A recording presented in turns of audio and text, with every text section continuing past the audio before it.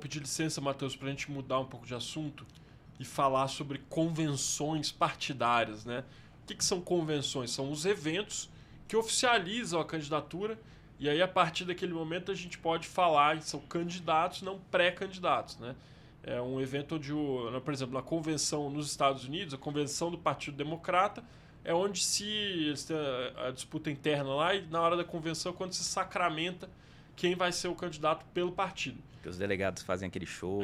Tem o show dos delegados e tudo mais. Aqui no Brasil já é uma coisa mais protocolar e tal. De qualquer forma, a gente teve nesse final de semana a convenção do Lula, em São Paulo, né? Lula foi oficializado como candidato à reeleição pelo PT.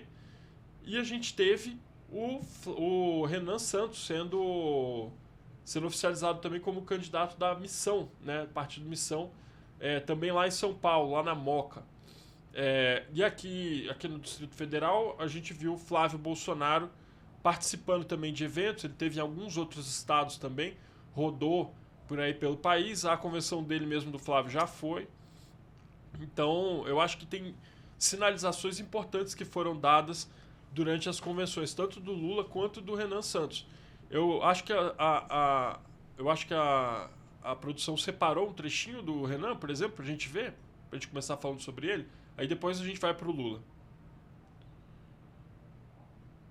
Opa! Isso aí foi entrevista. Há uma operação sendo tocada para não comparecer. O Lula, porque ele tem medo de apanhar de mim e dos demais, o Boulos foi bem claro que eu sou a pessoa que vai obter cortes contra ele. Eu acho isso meio maluco, até porque o Boulos ficou tomando corte do Pablo Marçal, deve ter ficado traumatizado. Mas eu não sou o Pablo Marçal e eu vou debater ideias, eu vou derrotar eles com ideias. Naturalmente vou falar do passado deles, eles vão ter que explicar cada um o seu passado. E o Flávio já não ia de qualquer maneira. O Flávio tinha um problema muito grave, porque ele sabe que ele se comunica muito mal, ele não tem nenhum grande plano a apresentar, ele só tem um sobrenome a apresentar. E houve uma matéria, inclusive da Andressa e do Chalders, já alguns meses atrás, mostrando que ele estava se comunicando junto com a equipe dele, com os veículos de imprensa, avisando, olha, se o Renan for eu não vou, tem como tirar o Renan do debate? Como os veículos de imprensa, de maneira bem democrática, mantiveram o convite a mim, ele não tinha nada a fazer além de aguardar, junto com o Lula, uma saída. E eles conseguiram a saída deles. Por enquanto, o que se espera, no geral, é que ambos não compareçam nos dois primeiros debates. Eu lamento muito, eu gostaria que eles fossem. Já até avisei, olha, se precisar, eu não bato neles, para eles não ficarem tão assustados. Até me comprometo, porque é tão fácil derrotar ambos, que eu posso jogar no fácil com eles, eu prometo não bater tanto. O Flávio tá achando que eu vou morder ele. Calma, Flávio, tá tudo tranquilo. Vem que só de mostrar que eles não têm ideias, eu já ganho deles. Então eu tô bem tranquilo, eles não precisavam ter tanto medo. Pois é, então a gente viu um trechinho da entrevista aí com o Renan Santos, que é o candidato da Missão à presidência da República. Ele estava falando sobre o suposto medo do Flávio Bolsonaro de ir a debates com ele, pedindo para que o Lula e o Flávio participassem de debates para que ele pudesse contrapô-los, né? E até prometendo um certo cavalheirismo, falando assim, olha, eu prometo que eu vou debater ideias, eu não vou ficar falando do passado de vocês, vou ter que falar, mas não vou ficar frisando isso e tal, não sei o quê. Então foi um trechinho da entrevista do Renan Santos aí, no caso, nesse sábado, né, para mim e para o Sam Pancha, aqui no Metrópolis. Matheus, você chegou a acompanhar, dar uma olhadinha na convenção do Renan? O que você achou em geral do evento? Então, acho que o que a gente consegue perceber de início, e acho que já antecipando um pouco já das outras convenções, é que tem uma certa mudança geracional. A gente nota isso nas pesquisas também. Acompanhando a convenção, principalmente do Missão, a gente vê muitos jovens. E acho que é o público que o Renan tem crescido nas pesquisas e tem dialogado nas redes sociais e etc. O que a gente vê quando ele traz esse discurso de eu não vou atacar, eu quero trazer proposta, ele, não sei se inclusive se foi nessa entrevista do Metrópolis, mas ele já citou inclusive que ele não quer parecer com o Pablo Marçal, que só estava atacando. Sim, ele falou. Foi nessa. Que só estava atacando, etc. Que ele quer vir e pautar o debate. Então, basicamente, o que a gente pode perceber dentro do discurso dele é que ele trouxe como que ele quer avançar. Então, eu quero cortar 1 trilhão, a partir do momento que eu for eleito presidente, eu vou cortar 1 trilhão de benefícios e etc., fazer um choque, se não me engano eles falam que é um choque no Estado, alguma coisa assim. Fizeram um lançamento de um livro para pautar quais são as reformas, mas basicamente a narrativa que o Renan tem trazido para a campanha, pelo menos que a gente tem visto até agora, é uma narrativa de fato, de trazer assuntos para o debate. A gente tem que ver até que ponto vai ser esse debate, né? Se vai ter debate, se não vai ter. Inclusive, já citam que parece que o debate da Band, que ia ser na próxima semana, no dia 16, vai ser adiado para o dia 23. Então, a gente não sabe como que vai ser esse debate. Então, acho que o simples fato dele sinalizar que vai trazer propostas, acho que é algo positivo. Porque senão a gente vai ficar... Já tem alguns anos que, principalmente o debate eleitoral, não é feito de propostas, é basicamente um atacando o outro.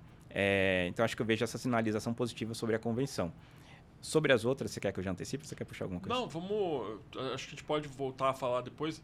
Eu acompanhei aqui no sábado um pouco da convenção do Renan, acompanhei o discurso dele. Achei um discurso bastante enérgico, né? O discurso, ele fez uma contraposição ali entre eles e o PT. E é engraçado, porque é um pouco contraditório até, porque ele falou assim, não, eu não quero ser terceira via, eu não quero ser só o antipetista, eu quero afirmar algo, eu quero trazer algo novo tal nas minhas propostas.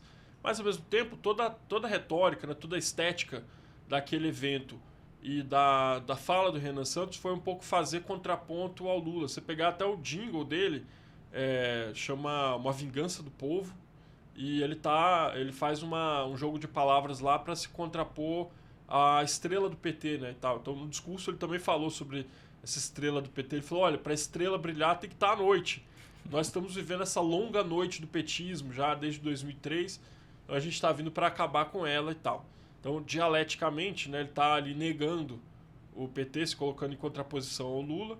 Mas quando você nega alguma coisa, de alguma forma ela está em você ainda, porque você se define em relação a ela, né? Eu acho que é porque a direita, para ter um pouco de viabilidade eleitoral, precisa se posicionar como antipetista. Então, acho que essa é a posição que o Missão tenta adotar, mas, ao mesmo tempo, atacando no Flávio. Assim.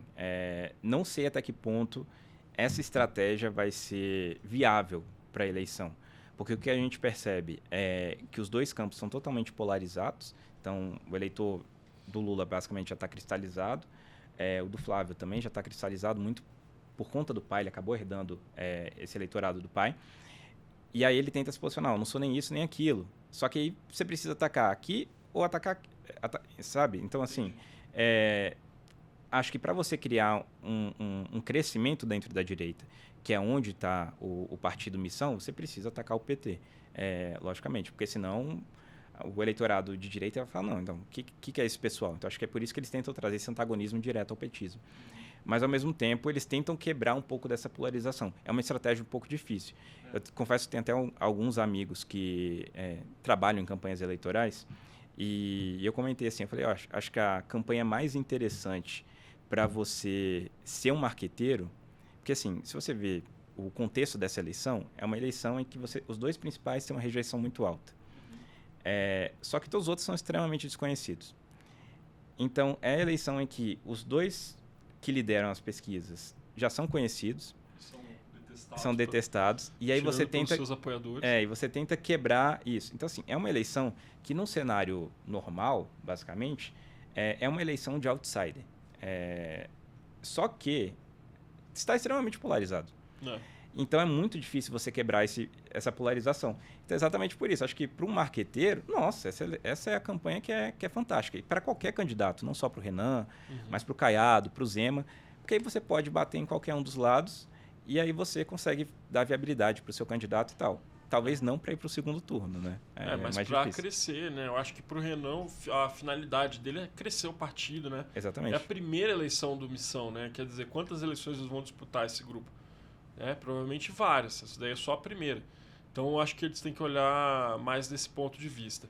Eu fico pensando, assim, quão difícil é a missão dele, Renan, né? Com perdão do trocadilho, porque para crescer ele tem que chegar no coraçãozinho da tia e do tio do Zap.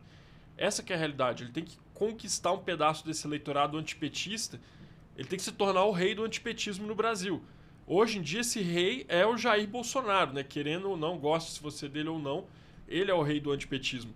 Ele tirou essa coroa aí dos tucanos e está com ele, esse bastão até agora.